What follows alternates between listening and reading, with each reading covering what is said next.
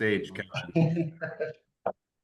And please sign into the chat if you guys can. Yeah, certainly. We'd love for you to sign into the chat. If you're in a position to turn on your cameras, that's way better than looking at a black box. So thank you to those of you who do have your cameras on. Appreciate that. I've got just a couple of quick announcements before we jump into our conversation with Tony this morning. Number. 728, 82. It's okay. I'm gonna mute you, Sandra. Some background noise there. So one thing I wanted to remind everybody of is on 7/31, so July 31st is when we do our VanillaSoft training for the territory. There's going to be a lot of additional training that will happen. That's just kind of the first big one for our territory. I was on a call this morning with Fred Sumner, who's our TVP down in the Florida market. And VanillaSoft has been actually physically in his office. He was the first pilot rollout the last 2 days. And he said it's going really, really well. Already had some agents make some sales through the platform and been able to take it, clear through to, dispositioning sales. So Fred was very excited about it. I'm excited about what this is going to do for all of us. I just think it's going to be so much easier and cleaner, so much better tracking and analytics of your business. So I'm really going to encourage everybody to jump into that. We're spending millions of dollars on this rollout at a corporate level. And so it's going to be important that we all embrace, VanillaSoft and really start using it. The training for us will be on 7/31, and then the actual rollout, national rollout, will be about 2 weeks after that. So by the middle of August, we'll have our hands on it to be able to do some work. One thing I would mention, and I'm going to send out an email on this. There was an email that came out a couple of days ago about cleaning up your current CRM, and there were some questions that agents had about that. If you have specific questions about that, send me an email. I'm kind of compiling a list of questions to get answers to on what that looks like, and how we should be going about that. So, yeah, if you have additional questions or something that doesn't make sense, send it my way, and we'll try to get some answers on that. So I wanted to make sure we mentioned that. The last thing I wanted to show you is I did get an email yesterday from Dan Garrison with some good information in it. It was actually he entitled it "Some Random Industry News for You to Digest." So in the spirit of keeping you all informed as to what's kind of going on in the industry and what we might be dealing with this fall. Candidly, some of what I'm going to show you here are reasons that I think we have to embrace VanillaSoft, we have to embrace Health Sherpa, and we have to embrace Connecture if you're selling in the Medicare space. So there's just a lot of volatility expected, and I know we've been talking about this, but it seems to be increasing. The volatility actually seems to be increasing. So this first article here that Dan had sent out was just talking about ACA premium increases for 2026. And this is from Kaiser. They say that most ACA marketplace insurers are requesting premium increases in the 10 to 20% range for 2026. More than a quarter of insurers are proposing premium increases of more than 20%. Last year, just 3% of insurers increased by premiums by 20% or more. No insurers have requested rate decreases for 2026. And so that's, obviously going to add to the volatility. We are expecting the enhanced government subsidies, not all subsidies, but the enhanced subsidies that were passed into law a couple of years ago to fall away at the end of the year, unless the Trump administration takes action on that. So there's going to be upward pressure on the premiums and downward pressure on the subsidies that are actually available to folks, which are going to probably combine to have some clients, premiums really skyrocket. We went through this a few years ago where we had a kind of similar market conditions, and we had clients who sometimes their effective premium would double or more because of how the subsidy goes down and the premium goes up. If they were paying $200 a month after a subsidy is, this year, next year, it might go to $400 or $500. So I just think I want to prep you guys for this to make sure you're embracing the technology that will allow you to execute the volume of transactions you're going to need to execute this fall, number one. And number two, I also think you really need to start thinking through what is the communication strategy that you're going to have with your clients as we move through the second half of the year and towards this. and what can you do proactively ahead of time to begin to have, some conversations with your existing clients. I'd say one thing you can do here outside of the APOEP season is get consent forms for everybody, right? So why not reach out now and get a consent form on file so you don't have to deal with that when you get into the crazy busy season. There's going to be some other tips and techniques that we're going to roll out and talk through around that. So that was Kaiser. This is Wall Street Journal, kind of echoing the same thoughts. Increases of more than 20%. And they actually had some of the higher states here. I was just glancing down through this. Looks like Illinois is up there at the top. Texas, we have a number of clients in Texas. Michigan is on here. I didn't see Indiana anywhere on here, but those were some of the rate increases that had been requested so far in specific states. So wanted to touch on that. Silas, Also- I have a question real quick. Go ahead. It is unclear to me, do we have to do a new ACA consent every single year or just the one? Yeah, no, I believe those ACA consent forms are good for 12 months, is what I understand. So I do believe each year when you go in and you're, recalibrating things and getting into their account and everything, you have to have a new ACA consent form signed for that. Okay, thank you. And just to be clear, so outside of health markets, like there are two, I think the way that CMS originally set this up is there were two consent forms, kind of one that allowed you to get into their account and work on their stuff, and then another one that kind of confirmed that the information that they had given you was accurate and true. What health markets did when these ACA consent forms first rolled out is our legal department took both of those and kind of smashed them together into one consent form. So right now I'm using exclusively the one that's on our e-signature platform on the Resource Center. That is the one that I use and try to capture all of my ACA consent forms there. We're thinking through some ways that we can gather these in mass. I don't know what's going to come of that. And also Health Sherpa is working on some things too. So I think more to come on that, but yeah, that's kind of where we're at with it. I will say, Silas, if I can jump in here, because I had that same question, Jill. In my research, it doesn't look like there's a tied expiration date to these. On the ACA consent forms, they do state on there that it remains in effect until it's revoked. And I did do a little, I want to get new consent forms. I feel like that protects us better if we can. I just don't want, if I'm sitting with somebody and I don't have a consent form, or if I look back, as long as I have one on file, we have to keep them for 10 years, but because I did dig into that a little bit, and it doesn't appear that there is a 12-month expiration date on them. So I just want people to know, I think it's still smart and a good business practice to get a brand new one. I'm not saying we shouldn't. I'm just saying in the event that you don't, but you have one on file, you're not gonna get in trouble for that. I'll confirm with legal on that too. That's a really good answer or question to make sure that we have the right answer on. So let And me. maybe health markets will come down and say, we want you to get a new one, that's fine. I just don't want there to be I just wanted you to know what I had found in my research. Yeah. Okay. That's good. That's good intel.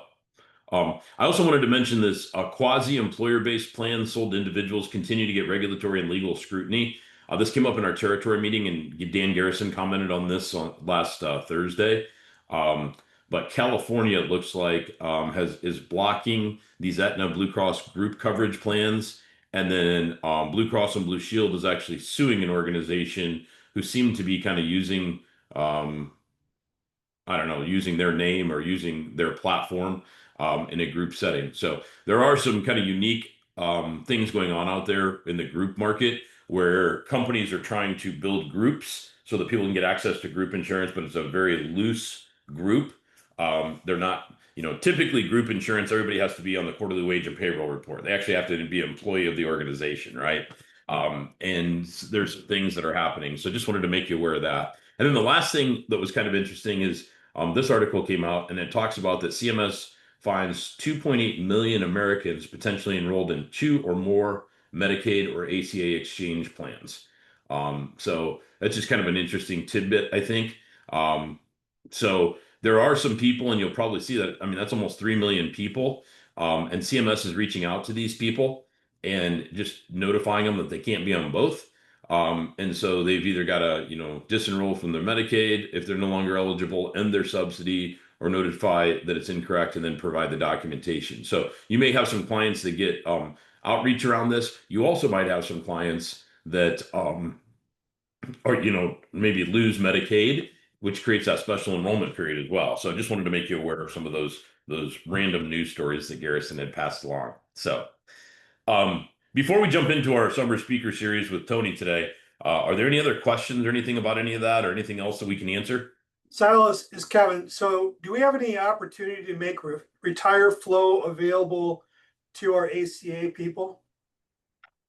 Yes. Cav, I think you're using it for ACA, aren't you? Yeah, they have ACA things that you can pay for.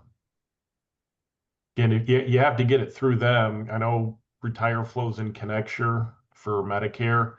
It's not in Health Sherpa, but if you just go right to Retire Flow, they have basically a Medicare short where you can ask questions. They have just a scope of appointment. And then for the ACA, they've got, again, kind of a short one where you can gather information and just a consent form. So I have all four.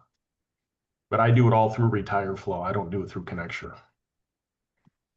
I'm going to ask some questions too, because I do think that Health Sherpa, there's a chance they're going to partner with Retire Flow. There's a chance they're going to build out their own information gathering system. I mean, you think about Retire Flow, that's not a super complex type of scenario. It's just a basic online survey. So there may be some additional functionality through Health Sherpa, either in connection with Retire Flow or completely independent of that. I'm kind of waiting to see what Health Sherpa rolls out before I jump in and start using Retire Flow for ACA stuff.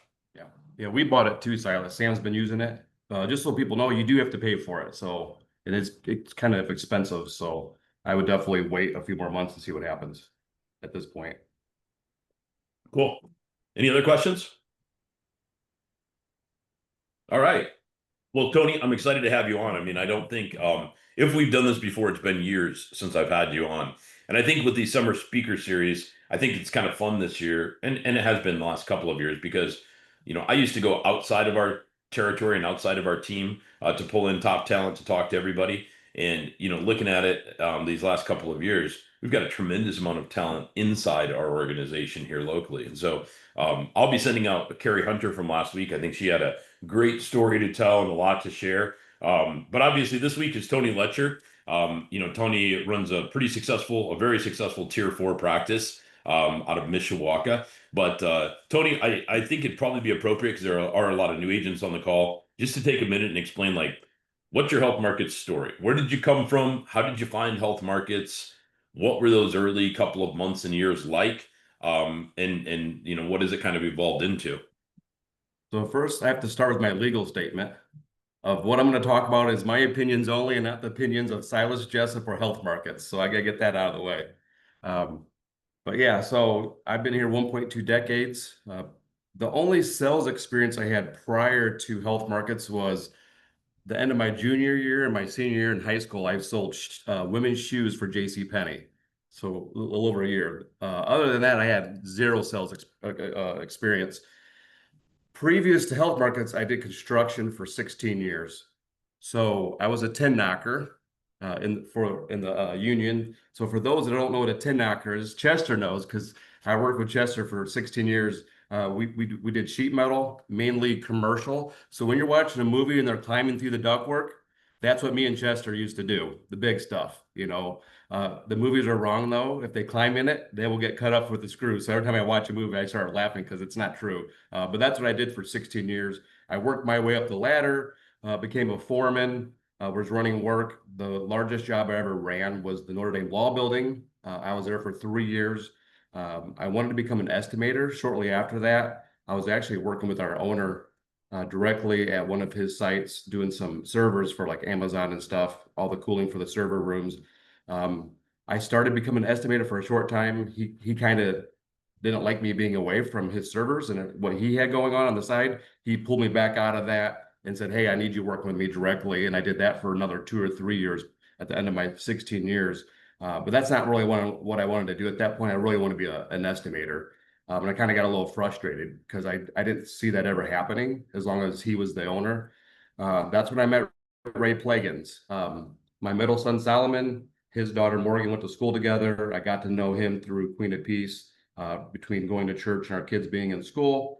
He said, "Hey, I got a great opportunity for you. You need to look at this." And I was like, I don't know. I was pretty happy for the most part. I was making really good money, had great union benefits, I had a pension. I was like, I really don't want to, throw that away. I had been there for probably 14, 15 years at that point. So I was like, I don't know, they had 30 and out at that time. I'm like, I'm halfway there. I don't know if that's what I want to do. He was very persistent with me because he was just starting to build a team. So I said, why not? Let's look at the opportunity. So I sat down with him. My wife at the time sat with me. We kind of went through the presentation. It was definitely interesting, but I wasn't on board that first time. We thought about it for a while. And then I had one more meeting with him. And I said, why not? Because at this point, I was really starting to get frustrated with my career path of, not being able to do what I wanted to do. And I'm also watching these guys work their tails off with me retiring and having hip surgeries and heart attacks and all kinds of, physical surgeries because it's hard on your body. And I'm like, do I want to do this another 15 years? Is this my path? So I sat with Ray that last time, said, hey, why not? Let's try it. I was one of them, one foot on the pier, one in the boat. I was like, hey, I'm going to kind of work and kind of get contracted at the same time. At the same time, I had 3 boys playing sports full time. They were all in elementary school. A couple were in middle school. When I started my contracting, I actually got pneumonia. It was so bad, I was spitting blood up, I remember. Had to run to the emergency room. So the good news was I was off work for about 2 months because I couldn't work because I was recovering because I actually had a minor surgery. So I got to do all my testing that time. So I sat at home and did all my testing. So it actually was kind of a blessing in disguise because I don't know if I could have got the training done in a timely fashion like I did. So I sat home, got all my training done, went out in the workplace. So I started pre-ACA. So when I started, everything was underwritten. We had very little, probably I think it was 2 health carriers and a couple supplement carriers and like 1 or 2 life carriers. So it was a whole different world when I started. If you had 2 or 3 appointments in a week, that was a good week. And then if you sold 1 appointment a week, that was a great week. So I would get my 2 or 3 appointments, then half the people I'd meet with, I couldn't get into underwriting. So it was very frustrating when I first started. It was a totally different world. But I was also trying to work a full-time job. I was trying to coach my kids in sports, be a father, be a dad. And it was too much. So at some point I had a conversation with my wife and said, hey, I think I'm going to pull the trigger and just do this. I got to try it. Because I started to fall in love with the career. I saw the potential, especially watching Ray Plagans. I mean, he was the big dog at that time. I mean, he was the guy. He was always #1 in Medicare every year, if not 2. He's putting stupid numbers up. So I'm watching him. I'm seeing what he's making, going, okay, I got to at least try this. You know, so I did. I pulled the trigger. I put my 2 weeks in. My boss was not happy. But it was what it was at that time. And it was a little nerve-wracking, because I went from being the main breadwinner, making, $60,000, $70,000 a year with our benefits that I paid nothing for, to, hey, we're going to lose our benefits soon, to where we may have to go on Cobra, to I hope I can make enough money to support us. The good news, my wife worked real estate. She did enough to kind of keep us afloat at that time. And then she was just starting working for her dad at the time at a car lot, running his business at a new store. So she was making good money, but not what we were making before. My first year, I struggled, even when I left. I had 3 or 4 times I almost quit. I had many conversations with Ray about it. I became his assistant a couple times to make a little side cash, but I was struggling. Then ACA hit. That first year at ACA, I had no clue what I was doing. It was a total flop for me. I didn't do a ton of enrollments. I did enough to keep food on the table. And then I kind of got to a point right after open enrollment was over where I was 3 months behind on my mortgage. We had credit card debt, and I didn't know what to do. I remember going to my dad saying, hey, I need to borrow some money to make my house payment. And he goes, that sounds like you need to get another job. And my dad was always big on, I'm not going to bail you out. You got to figure this out on your own. So I finally just put my head down and said, I got to figure this out. I got to do this because, I did not want to go back to what I was doing because in my eyes, I was a failure then. And I didn't want to walk back in with my tail between my legs going, you're right, boss. I should have never left you. So I kind of put my head down and I started figuring things out a little bit. Started getting a little bit of momentum and I hit tier 4 pretty quickly. At that same time, we started getting Quote Connect. We started getting some more carriers, especially on the ACA side. And about that same time, Derek Mabry came on board. So I was working in Ray's office at that time. It was me, Derek, Laura, I think had just started working for Ray as his assistant. And then we had, I think Andy Dampier was in there, Tony Jamora.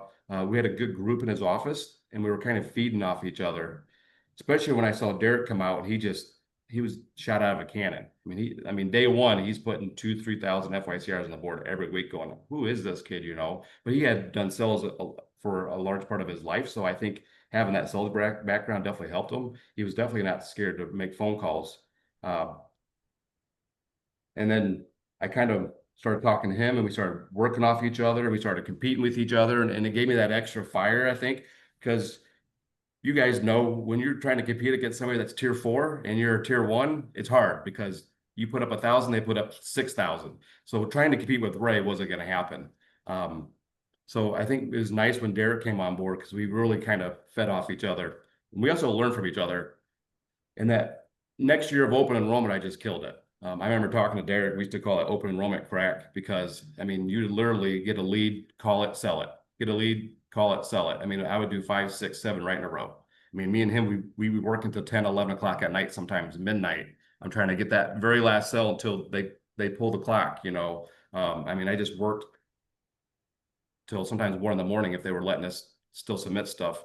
And it was very addicting, especially when you're having success. I got that snowball rolling, and it just like everything was downhill after that. I remember Silas telling me one time, hey, you got the snowball going. And I can tell, you know, things are getting easier. I said, they are.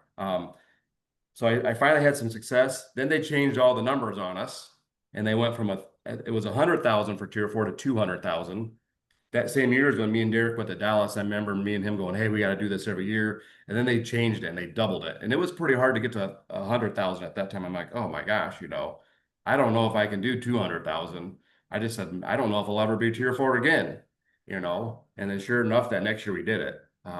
It was amazing to kind of see that trajectory. But I struggled. So I've been where a lot of you have been, you know, where you're contemplating, is this a good career choice? Is this what I want to do? Because it is hard, especially those first couple of years. The key is, I think you just got to stay the course, and you got to fight. You just got to fight. So I'm just curious, you know, you started off those first couple of years were a little lean, but you started to get some momentum, without sharing exact numbers, Yeah. but what has happened to your income, you know, from, you know, the 2014, I mean, over this last decade, what's happened there? Well, I know that first year I worked probably 9 months that first year, and I think I made 15 grand. I think my next year I made between 30 and 40 grand. And then after that, I've been triple figures every year since, and then 20% increases. Yeah.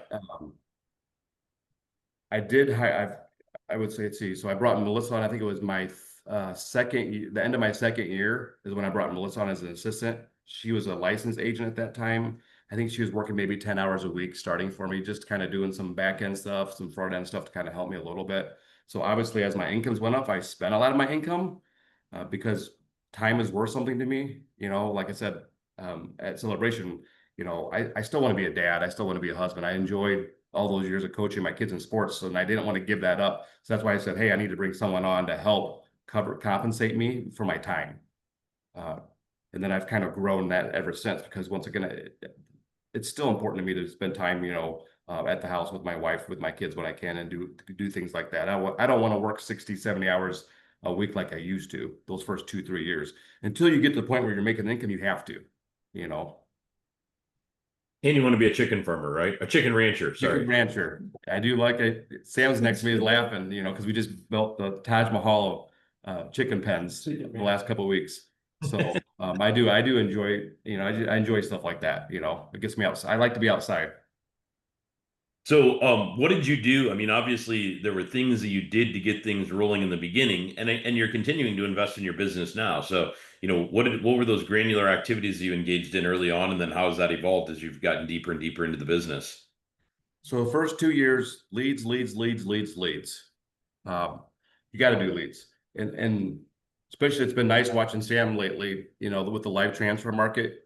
If you're not doing live transfers, you're missing the boat right now. You have to be doing live transfers right now. I think that's your best bang for your buck right now. We did some data leads. I think you could do some cheap data leads with that, because the nice thing about the data leads, it's building your CRM. It's kind of building that book, your book of business, because you'd be surprised how many people might call you 10 years from now. Hey, I don't know how I got your name in my email spam, but somehow you're in there. I saw you're local and I called you. So I think you still got to do those $2 leads, because you'll still sell 1 or 2% of those, and it's still going to make money on it. It's just hard to stay busy on just leads or data leads. You got to do live transfers, and you got to do 5 states minimum. Have to. If you want to be successful in your 2 years, the more I'm learning, watching him, and these last few months talking to some of the top people in the country, is you got to hammer the live transfers, and you got to get over your fears of talking to people on the phone. Have to. Otherwise, can you be successful without doing that? Of course you can. It's just going to take you a lot longer. If you need money tomorrow, set your leads up today. Have to. And then once you build that up, marketing. I've been a marketing guru since probably year 3. I'm trying to. So what I do for my marketing is I want to be that community guy. When their kid gets that award for winning the athlete of the week, as an example, things like that. When people were sitting in the airport, that's one of my an advertising I'm very proud of. I just want them to see me everywhere. It's kind of like the old days with the realtors. You see them in everywhere, mailboxes. You see them on the benches by the bus stop, billboards, buildings, restaurants. You start seeing the same guy 7, 8 times. Go, man, this guy must be really good. He is everywhere. If I ever need to buy a house or sell a house, I'm going to call this guy, because he obviously knows what he's doing. That's what I want to be. I just want to be that local guy. I've really grown a local practice, but it took me a long time to do that.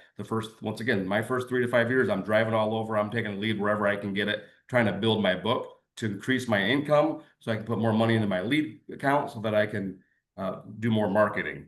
So it's a progress, it's baby steps. You can't do that day one and expect to be busy. Tony, Yeah. you still work in 5 states? We have, how many states we got now, Sam? Like 10 And almost. we're at 10 states now. Our main states that we do the majority of our business are Indiana, Michigan, Ohio, and Florida. Those are my 4 main ones. We have some people in other states though too, like Texas and South Carolina and Pennsylvania. But I'd say those 4 are my main states. I got people driving 2.5 to 3 hours during open enrollment to come see me. I know too that Sam has done a great job, and I know we're talking about you today, but I just want to highlight an email that you and I had and some notes that I took. So I'm going to share my screen here really quickly. So I'd asked Tony to keep an eye on what Sam was doing with his live transfers in the month of June. And so this is kind of his breakdown. He sent this to me on July 8th, Tony, that he said for the month of June, Sam got 32 branded live transfers and closed 11 of them, which is about a third, 34% closing rate. He sold them 16 SUPs for $612 in monthly premium. He also gained 16 heads on the marketplace, some new and some are AOR changes. I hope this helps. And so what I did is I took the numbers. I know this is kind of small, but I took the numbers. So 614 in GRIC or Golden Rule premium, supplemental premium times 12. That's about 7,400 in annual volume, monthly premium times 12. And then if you take that times 33%, which is kind of a blended average commission rate, he generated about $2,431 in first year commissions or FYCs, which translated into almost 7,000 FYCRs for the month. So about 2,400 in first year commissions and about 7,000 in FYCRs, which are kind of the internal, measuring stick that we use at Health Markets. And then separate from that, those 16 heads at an average of $14 per head per month was another 2,700 in first year commissions. Now, health insurance does not get translated into FYCRs, so you don't get FYCRs for health insurance sales. But you add these 2 up as first year commissions on the supplemental for the month were about 2,400. Those heads or the 16 heads on the individual health insurance. I mean, you're pushing close to $5,000, right at $5,000 in first year commissions that Sam generated off of taking 32 branded live transfers in the month. So we're going to continue to track this and watch this. Great job, Sam. But I'd also say, Tony, you had not taken leads in many, many years, But as you brought Sam into the business, you started seeing the value in that. And I go back to some of the things that Eric Zawicki said on last Thursday is that it doesn't have to be, your practice doesn't have to be all live transfers. He's like, what if you could bump everything by 10 or 15 or 20% though? Your income, your revenue, your sales, your new client acquisition, just by leveraging that alongside everything else that you're doing, right? It doesn't have to be all or nothing on that. No, it's diversify, right? We've heard that before. Diversify. Don't have all your eggs in one basket because you're going to have some weeks or months when things are slower. You know, you open up more live transfers, or you might have a couple of weeks where you got a ton of referrals, or you're meeting with some small groups, and maybe you don't have as much free time. But I mean, if you can do that every month, you're going to see your income start just going up. Once again, you're going to get more money in your lead account. More importantly, you're going to be hitting that tier 2 really quickly. I mean, and that's the key is you want to hit tier 2 quick, then you want to hit that tier 3 as fast as you can and get those income raises and get those percentage raises because once again, if you're making an extra 10 to 20% on what you're doing today, it's not like you're doing anything different. You're getting paid more to do the exact same thing today, more lead money, more revenue for more marketing. It's kind of like that, like you said, that snowball effect. I think the key is to hit tier 2 as fast as you can. You got to put your head down, go to work. And I think the key is, especially your first 2 years, I learned this from Ray Plagans. I've never known anybody to work harder than him. That guy, he's a worker. You got to work outside 9 to 5. If you want to be successful in your first 2 years, once again, you can work 9 to 5 and still be successful. It's going to take you long to get there. But if you're willing to start at 7 or 8 in the morning, if you're willing to maybe work till 8 o'clock at night, if you're willing to work on Saturdays, I worked every Saturday my first 3 years. That was one of my best times to call leads was Saturdays. I'll never forget, we had an event in our church. A bunch of my buddies wanted me to play wiffle ball with them on a Saturday. My wife said, you can't work Saturday, or you can't play wiffle ball. You got to work Saturday. You're right. You also have to have someone to keep you accountable, right? So have a partner so you can check in with every week besides, Silas or Cav or, find someone else on the team and go, hey, what'd you do this week? What'd you do this week? They can keep you accountable to go, oh yeah, you're right. I can't do that on Saturday. I need to call leads until you get to where you want to be. Yep. Work works. Work works. I remember I was at a golf outing very early in my career and, there was a top agent that was at the golf outing. He was a little cocky at the time because he was #1 in the country. And one of the guys I was golfing with, we were kind of waiting to tee off, and he was standing there. He's like, "Man, how do you do what you do?" And he just looked at him. He's like, "I work 100 days more than you do every." Right. I mean, it's just like I just work more. I work harder. Like it's really that simple. I was glad I wasn't the guy that asked the question because I think he felt kind of small in that. But so let's talk about your storefront because your storefront has been a progression, right? I mean, you started off, it's just like kind of grown to like the palatial corner suite that you are sitting in today. So you want to tell them how that kind of all evolved? Yeah, so I had a storefront. I think it was my third or fourth year. I decided to get out of Ray's storefront and do my own thing. A good friend of mine had an opening. It was pretty inexpensive. He just wanted somebody in there he knew. So I went in there and I was there for, I think, like 9 years. And then we started out grow it. It was pretty small, especially as I brought my wife on board, especially during open enrollment. We didn't have a lot of parking. So for about a year or two, I was kind of looking around a little bit. Didn't really find a lot. I started talking to Mabry a little bit and said, hey, do you have any interest? Because Ray was kind of kicking some people out of his storefront at the time to make some more room for his team. So Derek's like, hey, I'm thinking about maybe leaving. Ray needs some room anyway. So we started looking. We looked for, oh man, I think a year. Really didn't find a lot. We looked at this first and it was just more than we wanted to spend. We thought it was too big. That's the funny thing. We thought it was too big. We're like, it's too big. I don't think we can fill it. Looked at some other buildings. Really, we didn't find anything we liked in a good location, or a lot of the stuff was working in the basement all day. So came back to this. They actually cut the price 25%, and we said, hey, let's do it. And within 6 months, we were completely full, which was crazy. So we just signed a lease a few months ago for the downstairs because the doctor's office moved out and said, hey, let's go all in down there. We filled this up. Maybe we can fill that up, especially with him building a team, me building a team, with our team as a general growing. We took the opportunity to buy it, and it's been huge. Not only because, I love working in storefronts. just because I'm more efficient, I think, with my time when I'm in here. But being in here with him and his guys, once again, it kind of rises, it gives you that extra 1 degree. It kind of makes you work a little harder. You know, me and him have a competition sometimes during open enrollment of who's the first one here, who's the last one to leave. You know, sometimes one of us go, all right, I'm leaving. You can leave when I leave, you know, kind of mess with each other. But we kind of push each other a little bit because, you know, it's just what we do. You know, we like to compete. And, but it's also nice because with Zach being in here, Zach's one of the smartest guys on our whole team. If we have a question, if Sam asks me a question, I say, go ask Zach.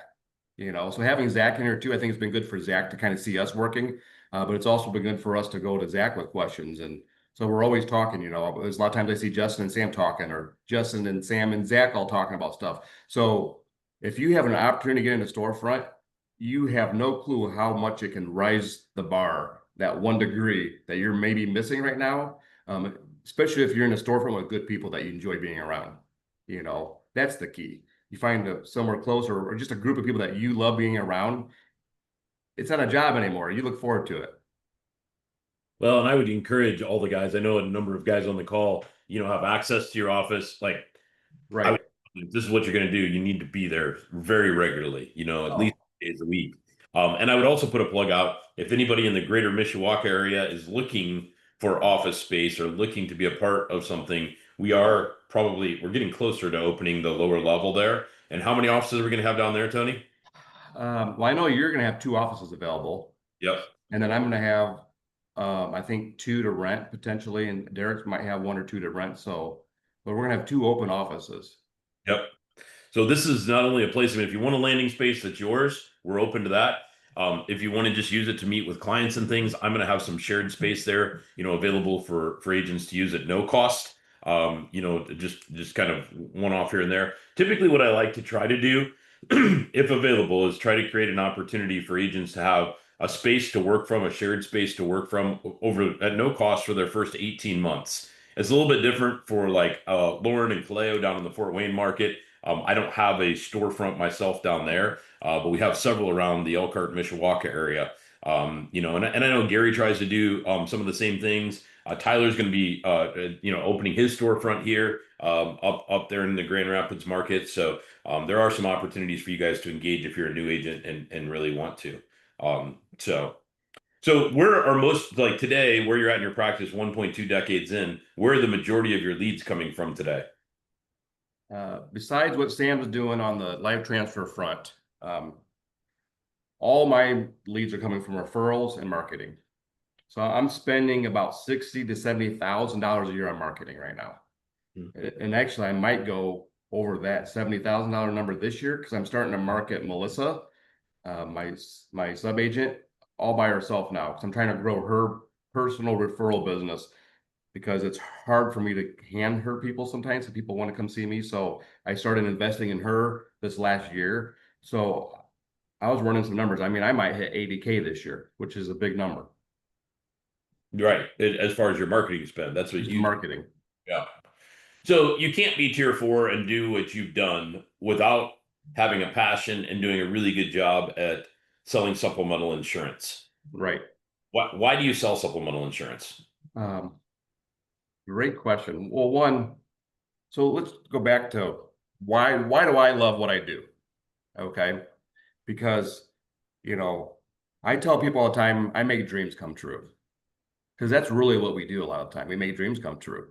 There's no greater feeling when you have someone coming in your office, especially in the Medicare space, but even in the ACA space. But I think in this Medicare space even more, and I know a lot of you aren't in that space, but it kind of gives you an idea of why I love what I do.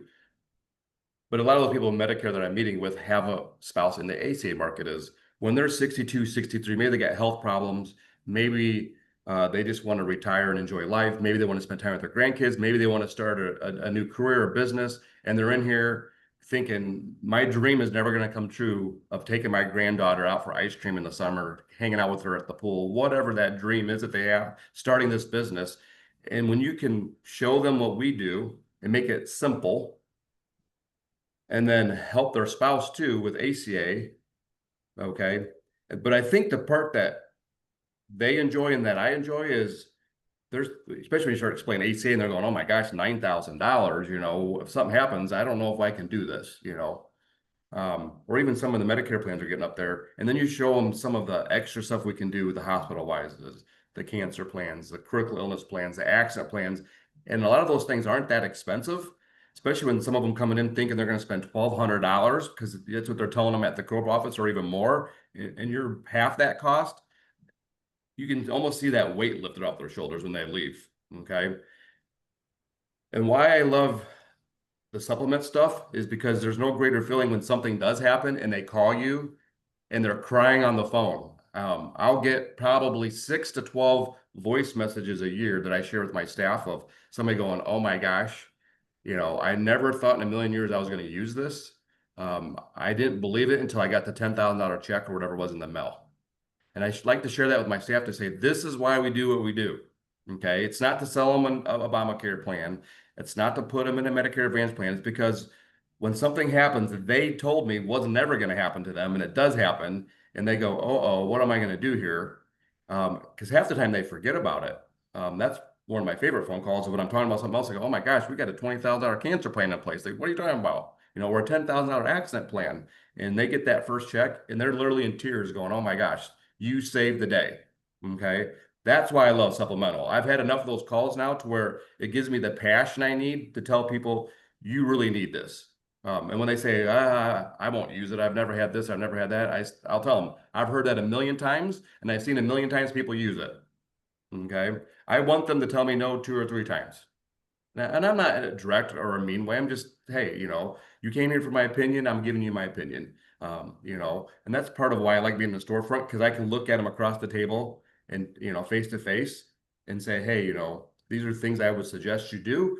And half of my clients will say, well, what would you do? You know, and I say, well, this is what my mom has. This is what my dad has. You know, this is what I have. You know, you're family to me. This is what I would suggest you do. But it's totally up to you what you do. But that's why I do is because I've got those phone calls from people that didn't have it and they're struggling. And it breaks my heart, you know, it breaks my heart. You know, one of my first clients I had, I should have sold her a cancer plan. It was $27. I didn't do it. She got cancer and her whole life went down a horrible trajectory and she's been struggling the rest of her life because of it. And I always think of her when I'm sitting with somebody of, I let her down. I disappointed her. She came to me for advice and I didn't give her the correct advice. I don't want to ever have that feeling again. So do you ever present a core medical product, whether it's ACA or Medicare, without talking about supplemental insurance? Never. I show everybody something just for the conversation. You can never assume anything. And it's hard when you start because you, especially when you get cost sharing and all these things going on and you're getting their income, never make an assumption. These same people are spending $200 on Jordans, $500 on their purse, thousands of dollars on their iPhone. Or, you know, they're spending hundreds of dollars a month on coffee and restaurants and things that they don't need, things that they want. You know, this is what they need.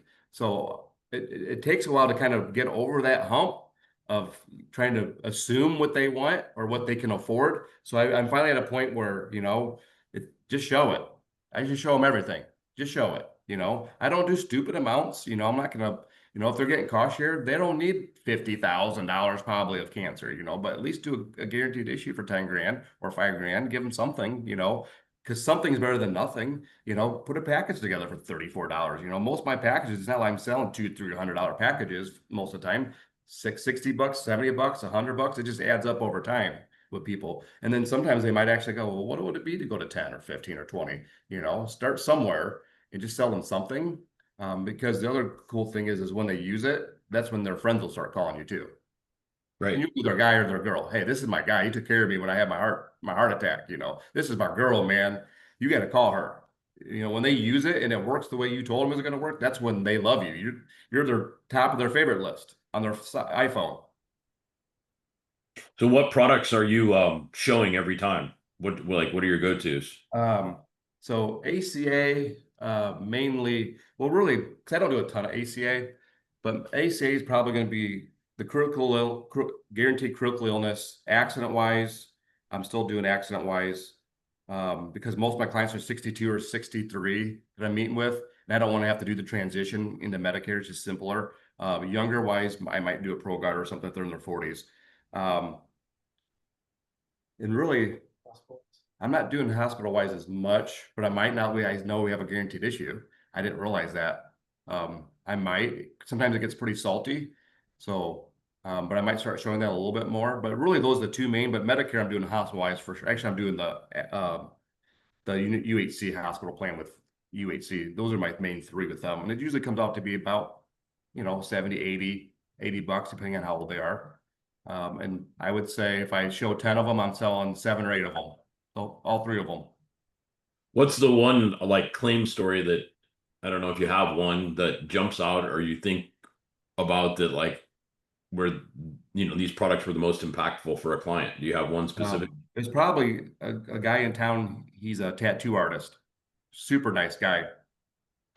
He was the one that he had that accident Pro Guard. I think it was this 7,500 to 10. I think it was a 10,000.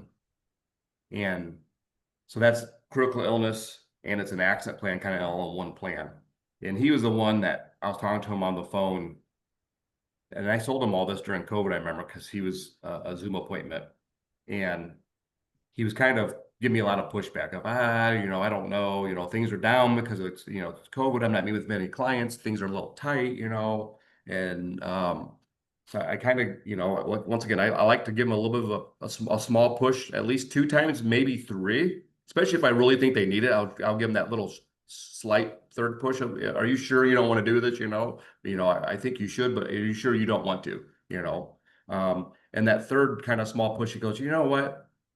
I trust you, you came highly recommended from my buddies, so and so. It's really good when their friends have it because I can still like, well, what's Tom have? Well, Tom has it too, which is also why you want to sell it to Tom because then the next guy, he's going to buy it because Tom has it. But anyhow, I kind of gave him that extra push. And then a couple of years later is when he had a heart attack. And that policy covered his whole out of pocket.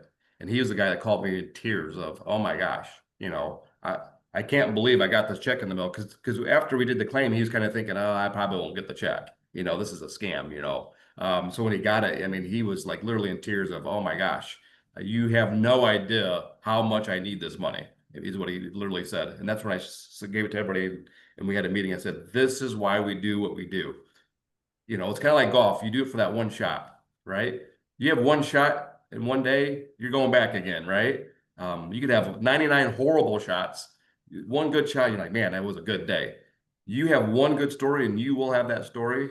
It's going to make you want to do it again and again and again. But you got to start by selling it. If you're not showing it and selling it, you're not going to have any stories. It's not going to change your life. This business can change our lives as much as it can change their lives. Right. 100%. So what does your post-sale process look like? Obviously, I think you guys do a really good job of keeping clients and very high persistency, but once they become a client, what happens then? Yeah, I was just found out in Austin, I was number 3 in the country in persistency, which is insane to me, at like 97 point some percent. So the first thing we do is we do a 30, 60, 90. We're going to change that up a little bit. But that first 30 days is just a basic, hey, this is what you bought. As a reminder, this is the account that's coming out of. This is what you should be seeing. Did you get your cards? Did you set up your accounts? If they have special programs like Ambetter, did you do your health questionnaire and get your free money? Just, that first 30 days, we're just reaching out to them and trying to make sure they're getting all their benefits out of it. Because if they're getting their benefits out of it, they're not going to cancel it either. And then at 60 day is just another quick phone call, email, depending on the person. Could be through our Levitate of if they didn't get their card yet, hey, did you get it now? Also that first 30 days is did you make your premium if it's ACA? And then 90 days is just a last, hey, any last minute questions? Have you used it yet? Have you had any problems with it? What's going on? But it also helps us kind of introduce ourselves on the backside of our staff to where if they do have some problems with something, they can get a hold of us. So one thing that I've always been big on is customer service. I really don't want them doing a lot of things on their own without at least calling me first. Because the last thing I want them to do is try to file a claim and it not go through because they didn't dot an I or cross a T and it gets denied. And now they're like, this policy you sold me is crap. I want to cancel everything. You're the worst agent ever. I've had people do that before because they try to do it on their own. So we try to help them along the way to make sure, hey, come on in, let's do the paperwork in the office. It takes 5-10 minutes. Just make sure everything's there. We'll submit it for you. We'll keep a track on it, make sure you get paid. I want everybody getting paid. I don't want any problems. So I think that is the biggest part of keeping retention is when they call you with a problem, try to help them. And helping them to me is not giving them an 800 number. You know, if we can make a quick phone call and try to dig into something and try to help them, great. Sometimes we can't help them, but I try to make a phone call first. And if we can't, I say, hey, we talked to them. We can't help you with this, unfortunately. But at least they feel like we did try. Yeah, agreed. And I do think that's, especially as we gain more and more clients. I really liked what Eric Zwicky said, that whole idea of doing some of these calls, especially for a new agent who doesn't have a lot of staff, to say there's a certain day of the month where I'm going to do all of my enrollments for last month, as far as those Right. calls. I think that's I've never thought about, doing it that way. But so is there anything you're going to be changing? I guess what's the one thing you're going to be changing in your practice here this year? Is there any massive changes you're looking to make? So we're going to do the plan review workshops so I can be like Kevin. So I've been putting that off. Melissa's been on me the last couple of years about doing those. So we're going to do those. Me and Derek are going to do this year together and see how they go. So that's the first thing we're doing. Second thing I think that's going to be a little different is I'm really going to try to get out in front of things and be as proactive as I can as far as getting information from people early this year, especially on the ACA side. Especially if we do lose the subsidies, I want to get updated income thresholds and thing and make sure we know who we need to talk to about short-term or other type of products if they're not going to get a subsidy. Because I want to soften that blow a little bit too.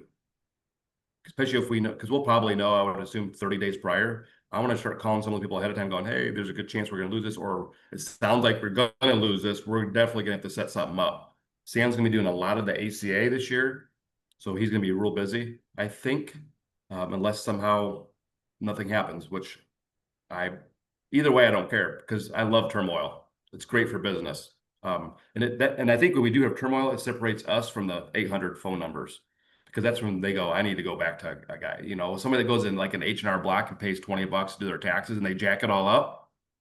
After that, they go, I'm not doing that again. I'm gonna go see a real accountant. Nothing against H&R people, but sometimes they just hire whoever they can hire, and sometimes there's some bad ones. I've had some clients come in where they just screwed their whole thing up. They didn't submit their 1095 forms and all that stuff. So that's where we can separate ourselves and say, hey, come into my office and sit down with me. Oh, wow, you have an office? Cool. So no matter what happens, I don't care. Because if it goes bad, it's great for business because people are going to need me more than ever. So, Right. Agreed. But I think being proactive this year, one of my Medicare clients, my ACA clients, we're going to do a lot of legwork to see who has what, verify what they have, look at income thresholds, getting as much information ahead of time as we can get that we don't have already. So when that day comes, we've already got most of what we need. Yeah, I totally agree. I think we've got these AEP, OEP seasons, we've got to start pushing into August and September and leveraging that 8-week window before we even get into it to get the Right. consent forms, to gather information, to have some of these hard conversations, because I do think that's, there's going to be people who are going to be paying significantly more next year if they choose to stay put. And many of our clients, we've already got them in bronze plans, right? So you can't shift to bronze. I was a little disappointed because I saw this morning that the HPG training is happening right now as well. I would encourage you guys, though, jump on one of those HPG trainings. I know Steve did one a couple of weeks ago that we'll be pushing out as well. But HPG is going to be probably the most viable, creative alternative to ACA plans for next year if a client simply can't afford to be on an ACA plan. So you want to make sure you understand those, understand what they will do and what they won't do, and make sure that's really something you're really brushed up on. So Tony, as we wrap things up, I know you're obviously working next to Derek, who's been in a sales leader role here for a couple of years. I know you have aspirations of moving into a sales leader role yourself, and we're kind of planning for that. But as you're working around new agents, you're observing new agents, you've done a great job of training and things. A lot of agents across the territory. But is there like one piece of advice that you would give to a new agent who might be struggling right now? So I helped Ray for years train people. I've helped Silas for years train people. I've just naturally reached out to a lot of the new agents and I've always been involved with a lot of the newer agents. So I've seen a lot of people come and I've seen a lot of people go. So I would say some common mistakes I've seen from new agents is once I think I talked about it earlier, is you got to work more than 9 to 5. That first year or two, this is not a 9 to 5 job if you want to be successful at a high level. So that's the first thing I would say is, sometimes you got to work some early mornings, some late evenings, and some Saturdays, take Sunday off. I would definitely also say you got to do live transfers. Have to. If you have a fear, get over it. Come talk to Sam. Come in my office anytime. Sam's here Monday through Friday. Come listen to him talk a couple times, and work 5 states with those live transfers, a minimum of 5 states. And if you need help with that stuff, talk to Silas, talk to me, talk to Kevin, talk to, like I said, Sam's getting it going pretty good here. And I think Kevin talked about it a little bit at our celebration territory is, it's intimidating when you see the top 10, when I first started, I was insanely intimidated as well. I worked with Ray Plegans, he intimidated me to on a whole nother level. And it kind of gives you a little fear of, oh, I'll never be able to do that. It kind of can mess with your psyche a little bit, I think, when you're seeing these big dogs just putting up stupid numbers and you're going on the spreadsheet and you go, Kevin did that to me during open enrollment a little bit. When he's putting some numbers up and going, oh my gosh, there's a new dog in town. So I would find someone on your level, someone that's newer, someone that's been here a year or two, and kind of talk to them every day, every day. Hey, what did you do today? Hey, did you see this product? Did you see that product? Find 1 or 2 people in your area, on your team that you relate with, that you like to hang out with, somebody that you can make your best friend and just talk to them, about what's working, not working. It's going to help keep you motivated. It's going to give you somebody to kind of watch your numbers with a little bit as you start to grow. And it's going to help you build that confidence too, but I would just say more than anything, like you said earlier, work works. I think one of my biggest highlights of my career was when I was on Keith Gleason's show and he mentioned my name when I first hit Tier 4 and I had things rolling. He had a podcast every Monday and he spent, 3 minutes talking about me and my success on Ray Plagan's team. And it was like probably my first time I said, okay, I think I can do this. If Gleason's talking about me, I think I can do this. It's all a confidence builder, it's all mental, it's all mental. I'm a big sports guy. One of my good friends used to be a college basketball coach for years. He coached the U team, LeBron and a bunch of big dogs in the NBA now. And he said the biggest difference between some of the top talent at like the NBA or even college is they work harder than any other person. A lot of those guys, talent-wise, they're all the same. He's like, I could tell you, I've had so many guys come into when he was at Anderson with the same talent. But the good ones work harder than anybody else. They're coming in an hour early. They're staying an hour late. They're working when they don't have to work. Okay. Especially those first 2, 3, 4 years to prove themselves. That's how you make the top 10. When you look at me, Derek, Laura, Ray, Kevin, talent wise, we're all that same level in some, okay. We're working harder than a lot of other people, or we're hiring people to help us work harder than those people too. So if you're not happy where you're at, you just got to work harder, and once again, live transfers is the way to go. I'm telling you, that's our secret sauce right now. If you take anything from this today, it's live transfers. And that's crazy because 6 months ago, that would not have been how you finished up. No, I was anti-lead until I hired Sam. I did it because I said he's going to do this the hard way like I did, so that when I start handing him appointments, he's going to appreciate those appointments. I kind of fell on this on accident. You're completely correct on that. I hated leads. I didn't want to deal with them anymore. I loved the marketing piece. I like people calling me. And the live transfer is like, hey, let's just try some live transfers. And I was gonna have him do it for a month, and I was gonna probably turn them off, and then have them start working my book. And then he had that June, and I'm like, holy cow, we have something here, and he likes it too. That's the cool part is I think he enjoys it as well, especially talking with Zach and Justin and everybody. So that is the secret sauce right now is live transfers. Yeah, agreed. Well, hey, Tony, I really appreciate you doing this today. It's been a lot of great content. Before we wrap things up, does anybody have a question they'd like to ask Tony? Besides Kevin. Let Kevin ask a question. He'd probably have a Cool. Well, I appreciate you being here. Appreciate everybody tuning in. I think there's definitely nuggets in all of this. It's just it's so great to see someone like you build this career, and obviously, I think this is what you're going to do for the rest of your working career. I have no doubt about that. You guys are at a pinnacle now that it just keeps growing and growing and growing, which is really, really cool to see. So well done, my friend. I appreciate you more than you know. For everybody else on the call, thank you for being here today. I hope you were able to pull something from this. Certainly, if you need anything this week, don't hesitate to reach out to myself or Sandra or your leadership team.